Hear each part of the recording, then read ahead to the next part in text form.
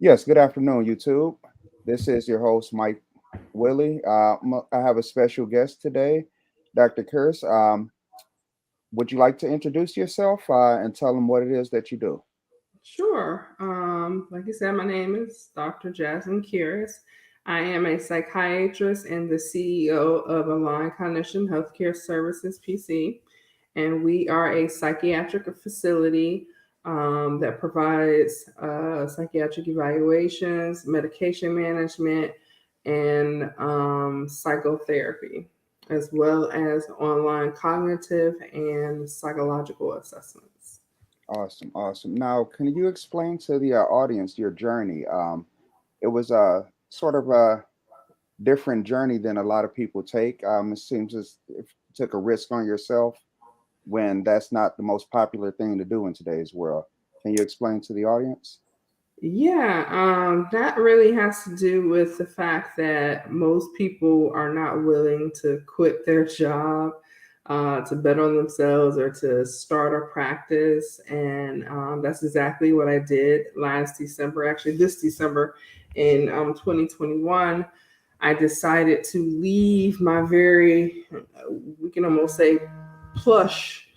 Um, Job as a inpatient psychiatrist for one of the local hospitals in Atlanta, Georgia. And I left that job and focused more on my true passion, which is my own private practice and being able to do things like this, just try to get out in the community, get my voice heard, and stop the stigma against mental illness. Awesome. And can you explain to the audience the difference between psychiatric therapy and mental health therapy? Yeah. So, with a psychiatrist is a medical doctor. So I did first have to go to medical school, and I do carry a medical license, which is no different than your cardiologist or your endocrinologist. It's just that my specialty is psychiatry, but I am first a medical doctor. And there are two other ways that you can be a therapist. So I can be a therapist through the fact that I'm a psychiatrist and I went to residency for psychiatry, and we were also taught to be therapists at the same time. You can also be a licensed clinical therapist, and those are usually master degree level therapists. Probably the most popular because they are, and I hate to say this, they are probably the cheapest out of all three of the type of therapists that you can try to get. But they are very good at what they do, and they specialize in different type of therapies, more so than your common psychiatrist might. And the third type is a psychologist, and a psychologist is somebody who does study basically studies the mind as well, just like a psychiatrist does, but doesn't usually have medication management rights. In some states, I do believe that they're starting to let psychologists be able to write their own medications, but usually psychologists stick to things like psychoanalyzing you. Usually, their evaluations are extremely long and are very deep, and you do get a full understanding of yourself and why you do the things you do when you go see a psychologist. Okay, that's awesome. Now, who's a therapist for the therapist? Because I feel like it's important that all of us need it in some shape or form. So, when you're in need of a therapist or needing someone to talk to, who do you guys turn to? I think that's a different answer for every therapist. Mm. For myself, I do have a therapist. And I think it's very important that everyone has a therapist. Like you said, I think there's no person on this earth who does not need a therapist. And for me, at this time, my therapist is a licensed clinical therapist, which is that second tier of therapy. And there are some days that I think, oh, maybe I need to change over to a psychologist, somebody who's had more experience. because psychologists are PhDs. So this is something that they've taken very seriously and worked very hard for, and have the experience to deal with complex cases. But the number one thing you want to remember when you're trying to pick a therapist or trying to decide on if you're going to actually do therapy is you want to be able to connect with your therapist. And I don't care what level your therapist is on. If you can't connect with your therapist and you can't vibe with your therapist, you're not going to be successful with your therapist. And so for me, right now, I'm vibing with my therapist, so we're still kicking it. Yeah. Was there like a level of critique there by you being in the same field? Like it has to, where there's like, okay, well, I would do this, I wouldn't say this, or things of that nature. I try not to do that when I'm in my own therapy sessions. That is something that we have agreed upon. And I know my therapist, I've known her for years. So I try not to critique, and I try not to be the doctor at that time, just be the client, because I'm there to get the same benefits that you would get as going to see your own therapist. And if I keep doctoring my way through all of my therapy appointments, I'm not going to get any help. And that's something I had to learn over time, because there was a time where I did have a therapist and I was definitely doctoring. I was outsmarting this particular therapist, and I actually probably enjoyed too much outsmarting this I'm therapist. sure that helped in your practice though, right? Huh? I'm sure that helped in your practice as well though, right? To know things that not to do basically when you have a Yes. patient. Yes, there are things that I know that I can't do as being the psychiatrist versus the patient, but being that I do take my patient role very seriously, because I'm just like everybody else. I have my own issues. That helps me understand my patients better, and I think that's why a lot of my patients feel that I'm so, they a lot of times they tell me, oh man, you just really laid back and cool and understanding about this. And I try to be, because I mean it's stressful enough trying to decide if you're going to see a psychiatrist or a therapist. So you gotta be cool. Right, right. Mhm. Given the climate of everything that's going on, like with the war and things of that nature, is there like a certain group that you get more than others? Because I can imagine like a lot of people going to need mental, and psychiatrists, with the war that's going on, losing family members due to the virus and things of that nature.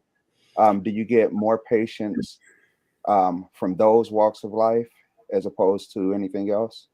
Well, for right now, we're not seeing an increase in the psychiatric world due to the war, and it's just too early. I think we will be seeing those things, because people are watching this live, and when you watch anything live, there's going to be outlash. So as of right now, there's no real big uptick in the psychiatric world due to the war, but due to the pandemic is something totally different. The pandemic brings about different things, such as you have those people that are going to be depressed because they've had COVID. You have those people that are going to be depressed because they lost loved ones because of COVID. COVID seems to somehow it it incites anxiety in others who never had anxiety before. And we're also starting to see post COVID psychosis. So there is a very big difference in the world, and in the psychiatric world, with the virus and the pandemic. But I stress to everyone, if you're having issues right now and you know that this is different than what you are used to, and you know that this is different than what your family is used to, I stress that you at least talk to your primary care doctor and see if you can't get some help, because it is very stressful. I mean, we're isolated. Well, now we're not, but Right. before we were isolated and we couldn't see anybody. People were Mhm. sick, they were dying. People were walking the streets and seeing the big the tall stacks of dead bodies, and Yes. it was very traumatic. So and we're still in the middle of this pandemic, although everyone's trying to act like we're not. We are I still know, very right? in the middle of this pandemic. So it's going to be interesting to see how it kind of all plays out, especially with the war. So you're correct. I think it's going to have an uptick, but we have not seen it yet due to the war. Yes. And it seems like that a lot of people are basically like thinking something is wrong with seeing a therapist, or feel like it's just not the right thing to do, when I totally disagree with that. How do you feel about that? Well, I think that's the Black community. Let's just be real. Let's not say that some people. It is the Black community, and it's because we've been taught that we can deal with things within our family. Yet all we do within our family is keep it quiet. Okay. So when our parents and grandparents and great grandparents were little, they were taught to just toughen up, just suck it up. What are you crying about? What are you talking about? You're depressed. Go take your ass to work. Yeah. Those are the things that they had to deal with, and those particular usage of conversations, and not being able to have those conversations, and being told that that's not normal. Don't talk about that. Keep it to yourself. That's why we have a lot of people that are so angry right now. We have a lot of adults that are angry, or a lot of adults that are failure to thrive at this point, because they never were able to express themselves as children. And we have to stop that. That's part of the generational trauma that we have right now. Also, I do think that we have to stop teaching our little Black boys that is not okay to be emotional. Like, emotions is a part of your brain. Your brain circuit tells you to be emotional. I'm not saying that you go outside and every time your son cries that you should let your son cry. But what Yeah. I'm saying is you have to let your son express what's going on with him. It's not to just shut up and suck it up. It's okay, what happened? Tell me what you thought about it. Tell me, how I can help you get out of this. And next time, don't do Right, right. it. It's interesting that you say that, because, like, from what I gather, it seems like everyone is just so guarded because of what the public and social media being at an all-time high of what someone would think or what someone would say, rather than, so now they're basically scared to express their feelings, and they keep it all bottled in. Yeah, the thing about it is social media gives people a falsehood of what they believe is the good life. And they believe that their friends are having these wonderful lives because they always see their friends happy. They see the celebrities always happy. People are on the go. But to be perfectly honest, that's just the facade that people put on so that people can Definitely. continue to think that they're doing good. Personally, I think more than half of those people are probably having problems, and Yes. they don't want to express that. No one wants to express the negativity that they're going through. And nobody wants everybody in their business. But what you do want to realize is you cannot compare your life to the life of those that are on social media, because those are fake lives. Those are not Exactly. real lives. Exactly. And so, being that you know that they're fake lives, you have to remember that they are going to, at some point, fabricate what's going on. And you yourself are sitting there and you're making yourself feel worse, especially women. Women love to compare what they have to their friends online. And it's like, well, you can't really do that because you really don't know if your friend is doing that well. So your friend is showing her husband and her two kids, and they're happy. They got a new house and they got a new car, but she may be getting her butt kicked every night. Exactly. you, Exactly. you don't know what her struggle is. And so I try to stress to people that, social media is exactly what it is. It's just social media. Yes. Yes. It's a way to Definitely. get, and for me, it's a way to get information. I don't use social media as a platform to judge my life. I use social media as a way to get information. I use it to connect with other physicians, to make sure that I am staying up to date on the newest things that are out there, Right. and just kind of building a community. Now, that is something that I think is very unique about social media. You can build yourself a community. And a lot of people are those type of people who will never leave their homes, but now they have a chance to interact with people. So Right. in that Exactly. way, social media is wonderful. So it Right. just kind of depends on how you take in social media, in my opinion. So what would you tell like the younger version of yourself, like coming up, going to school, knowing that you wanted to get into the field that you're in, but schooling isn't an overnight thing? What would you tell yourself as far as being patient and, just sticking to the process? I think I would tell myself, number one, it is a complete lie that you have to have a biology degree to go to medical school. This is something that they tell us. But it is a complete lie. You can have any degree you want to and go to medical school as long as you finish the it's usually like 20 something credits that medical schools want. There's specific coursework that they want done. As long as you get that done, you can get any degree you want. And I would have picked a different degree because I have a degree from Georgia State, and it is the most bullshit degree anybody can have. Like, I can't do it. If I wanted to use it, I couldn't do nothing with that thing. Right. But Right. I spent my 4 years in college struggling to get it. I would also tell my younger self, all those days you were asleep in high school, you should have been up trying to figure out how you're going to study for college, because I think the misnomer is that if you're smart in high school, you're gonna be smart in college. No, That doesn't ain't work the that way. case.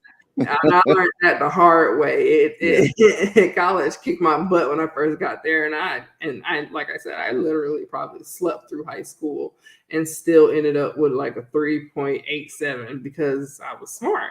But when I got to college, that wasn't the case. Yeah. And I had to teach myself how to study because I had never done that before. All I would do was memorize whatever was on the paper the teacher wanted in high school and just wake up and take the test. Um, so I would also tell my younger self that there are different ways to skin a cat. Mhm. You can get to medical school so many different ways, but keep at it. If that's what you want to do, keep at it. And I think that that's one thing I did do, only because I gave myself no other option. Sometimes people give themselves other options, or other people give them other options. But honestly, I don't know what I would do if I wasn't a physician. I have I have no idea. I've never thought about anything else. I've literally wanted to be a doctor since I was 5, and I've worked towards that in some form or fashion since I was 5. My grandfather started buying me medical books when I was 5. Oh, So in wow. some way, I started, learning about medicine and learning about the body when I was very young. But I would tell my younger self to still have fun in college because I did not have a good time. There was no reason for it other than I didn't know. Right. But have a good time in college. You should be able to ball with your balls out the whole time you're in college and still be able to maintain your grades. That's what I try to tell my younger cousins that are coming up now. Y'all can have fun while you're in college. Just make sure you get this work done. That's all you gotta Right. do, because college isn't where you're gonna learn your skills anyway. Right. Right. That's the lie they tell us, that we're going to learn all our skills while we're in college. But college is not where you learn your skills. College is not where you learn your trade or where you learn to do whatever it is that you're going to do every day. So college is basically to get you ready for the workforce. So just have fun. That's Okay. what I would say. So was there an incident or anything that happened that made you take the leap of faith that you did? Because that's a huge leap of faith, coming from a great job to jump into your career. Um, That's a little difficult to answer. mhm. But what I will say is this: you must value yourself first, and then you must make sure people value you second. Okay. And I forgot that. And although I loved my job, I love working with the type of patients that I worked with, I do not feel that my administrative team valued me as much as I valued myself. And at some point, I had to choose myself. Now, granted, some days I'd be like, shh, because again, it was a very lucrative job, but you have to value yourself, and your mental health is way more important than any paycheck that you could ever get. And I have to remind myself that when I get Yeah, that's totally um, understandable. yeah, but yeah, it mostly was about my mental health. I'm not gonna let you destroy me, because you will replace me just like you did. You will Right, replace me in a minute and move on. I mean, obviously the person's not as good as I am, but that person's right, right. And we all feel that way, right? no, I know the person. Oh,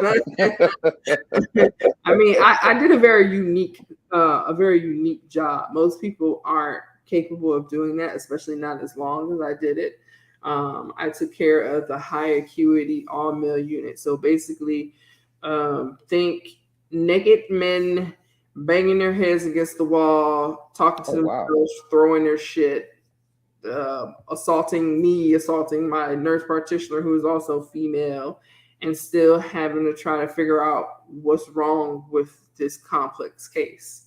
Oh wow. And Okay. after a while, that does take a toll on you. And I did that for 6 years. So, and the other doctors in my group didn't want to come. They didn't even want to come walk on my unit, Wow. Yeah. let alone work on it. Right, right. So the people I know that are now covering, they're now having to cover the unit, and I know that they hate it. Yeah. I know they hate it. So with the climate of everything today, are like most of your patients like virtual, or is there a face to face? How do you handle most of your clients in today's climate? So I have a virtual practice, and a lot of people believe that I have a virtual practice because of the pandemic, and that's not true. I Okay. actually have always had a virtual practice. And that's because I think that most people are comfortable where they are. No one wants to walk into the psychiatrist's office. Number one, it'd Right. be like biggest day psychiatry. Right. And then you feel like, oh God, I'm crazy. And I don't believe in the crazy word, but that's the way you feel when you walk in there. You're looking around and people looking at you like, I'm just going to the cardiologist. I don't know what you're doing. So I feel it gives my patients a chance to let me meet them where they are. If you in your car and that's where you want to be for the next 45 minutes talking to me, then you in your car, and for the next 45 minutes we're talking in your car. I've had people who have had their earbuds in, and they're in the park, they're relaxed, they're in their Yeah. homes. I had people who I don't know why, but people have their places, and one of the places of one person was literally, that small space in between the tub and the toilet. Oh wow, that's bizarre. That's where this person wanted to be. Whatever, as long as we can get this done.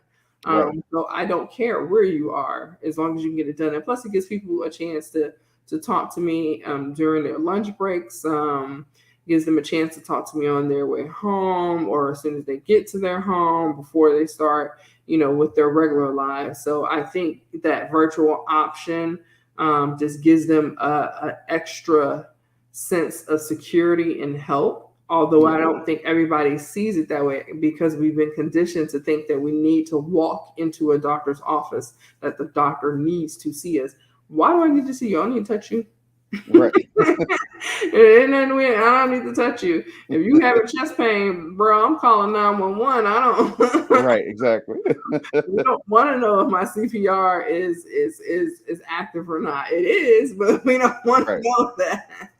So I just think that it's easier for people when they're in their own personal chosen environment. Even kids, they love to see me in their playrooms. They want to see me under their beds. It's just it's wherever they want to see me. I don't care. I don't care. Yeah. As long as you can see me, I can see you. You can hear me. I can hear you. It's Let's like a go. comfort zone sort of thing, maybe. Yes, it Whatever is. they It want. is Yeah. more like a comfort zone. I mean, you won't believe the kind of places that people feel comfortable in, and I don't knock it because I probably got a weird comfort zone too.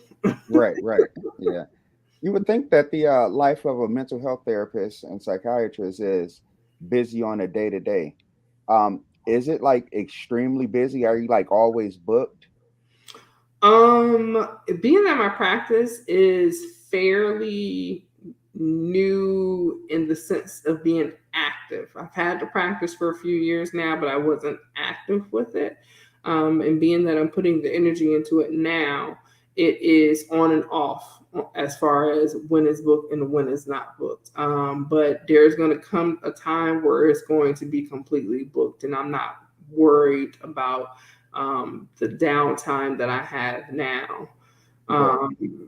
But it's more or less about getting your name out there. That's anything new that you do. There's going to be a time period where it's going to seem like no one knows who you are. Definitely. I am fairly fair. I'm booked enough for Right. now, Right. especially with me trying to do multiple things and get my hands into multiple things. I'm booked enough. Okay. Are they not? Is it normally like timed sessions, or do you basically just? How do you guys do it? Well, the first exam for everyone, no matter if you're a child or an adult or a Mhm. substance user or any other mental condition, is going to be anywhere from 45 minutes to 60 minutes for the Okay. very first examination. After that, if you're only receiving medication management from me, then usually that's somewhere between 15 to 30 minutes. If you're receiving therapy from me, that is somewhere between 30 minutes and an hour. I do have concierge services. So for those elite clients, theirs is untimed, of course, because they pay for that. Right. So that can be a little time consuming when I have one of those types of clients. Also, it is if you have to do online assessments, like if I'm recommending that you do an online cognitive assessment because you seem to be having trouble with your memory, or I'm recommending that you do an online psychological assessment because there seems to be something going on that I just can't seem to decipher, then it just kind of depends on what test I'm having you do online.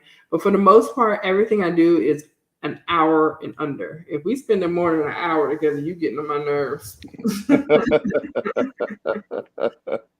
Yeah, and just to speak to the when you're just new to something, like I'm basically new to the YouTube world, and it's not easy, but just the consistency is the key.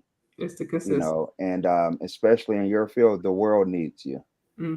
And it's a pleasure to have someone like you on my channel. Like even if it reaches one person, Oh yeah. that's perfect. Because like I say, everyone needs it. If you don't mind, if you can just tell the audience where they can find you. Sure. So I am licensed in Georgia. So you do have to be a Georgia resident. You do have to have a Georgia address in order to be connected with me. But it can be anywhere in the state of Georgia. Don't really care which part of Georgia. If you're in the down south Georgia and parts that don't nobody go to, you're in the north part. You're in the city of Atlanta. You're in the suburbs. You can be in any part of Georgia, and you can connect with me. Number one, by calling 470-785 9433. That number allows for phone calls and text messaging. It is both HIPAA compliant as well as convenient. Okay. After you call me, usually I tell you to fill out a pre-screen form, and this will generate a chart for you. And then once that happens, you'll be able to communicate. You can communicate through your patient portal with me. If you want to go, if you, I have a puppy and he's snoring. If you want to go to my website, it is www.aligned. That's ALIGNED cognition COGNITION.com. You can find a lot of useful information on my website about myself, about mental health. Sometimes I do run blogs on mental health and different diagnoses. If you would like to go to my Facebook and Instagram, that's where you're really going to get the treats, because that's I usually do a weekly what's called Paging Dr. Jazz, where I break down a mental diagnosis and how to treat it, and try to bring it down to a level that everyone can understand. And the name for that is just Align Cognition, which is the name of the practice. Okay. Awesome. Awesome. Mhm. Is do you have any questions for me, or is there anything? Yeah. Yeah, you Okay, think you go gonna right ask me ahead. questions and I ain't gonna ask you Go none? right ahead. So, what I've noticed is that, of course, Black men and Black women are completely and totally different. And I would like to know what you believe is um, the holdup of Black men reaching out and getting mental health assistance. I think I can sum that up in one word: pride. Okay. You know, feel like our pride get in the way of a lot of things, and it's holding us back, and it Mhm, will continue to hold us back as long as we allow it to. mhm, mhm. That is a true statement. Yeah, right. Yeah. Do you feel that the community has enough Black psychiatrists, therapists, psychologists, whatever the case? Do you feel that we have enough to feel comfortable to share information, or do you think that that is one of the hangups that we have? I think that's a hang up, but I also will say that I see the numbers on the rise. Mhm. Um, as far as people like yourself and other people in the field, it's basically it's beginning to be more black mental health therapists and psychiatrists. Mhm. Okay. Alright, yeah, that's pretty much all I had to ask about Okay. what the Black man's perception is, because it sometimes it's really hard to figure out what that is, because like I said earlier, as a Black man, you're taught to not cry, not express your emotions, suck it up, and just kind of let it go. Whereas little Black girl is taught to, let your emotions shine and cry it out and be all dramatic and all this other stuff. And it's just like, ugh. Yeah. But we're all human and we're all built the same in certain things. And when it comes to emotion, you have to release it, one way or another. It's Yes. not good to keep it bottled up. No, it is not. It is not. It is not. And I'm Yes, sure I'm sure you can attest to that because I'm sure you see it on a daily basis. I do. I'm I sure do. you look at some files, you like go, "Oh my God, what is this about?" Yeah, yeah, yeah, Yeah. yeah. Hmm. So, anything else? No, not that I can think of. I think we've hit all the major points as to why we should seek mental health services. And there's so many services that, and I guess that's a good thing to say. There are different type of services. There's not just talk to a psychiatrist, talk to a therapist, talk to a psychologist. Yeah. There's group therapy, there's individual therapy, there's family therapy, there's play therapy for the kids. There's teams that can go out to your house that can help you with your medication. There are teams that can go out to your house to help you with your loved one who is severely mentally ill, so that you as a caregiver aren't doing everything by yourself. Mhm.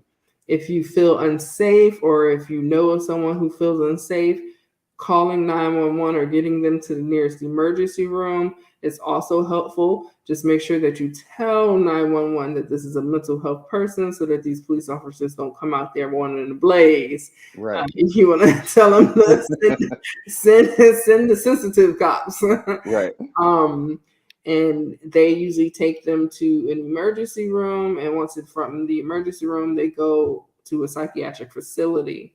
We also have, every state has a mobile crisis team that can come to your home and assess the situation and tell you whether or not your loved one needs to go to the emergency room, or whether they can actually wait to be seen by a mental health professional over the next couple of days or so.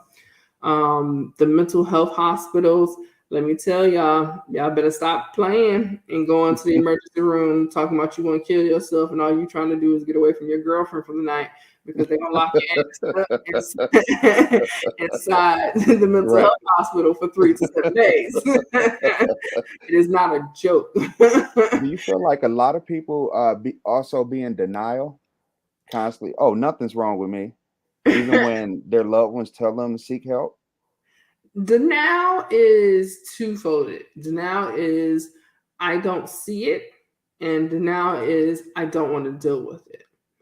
Okay. Um, and I say for the majority of the part, that I don't want to deal with it Mhm. comes from substance use. I think a lot of people do not understand that substances are not only killing our community, it is causing our community to have mental health issues. And that spreads from weed. Yes, I don't care how much weed you smoke. And I always tell my patients, I don't really care. It still is a drug. However, please stick to the same drug dealer. I tell my patients this all the time.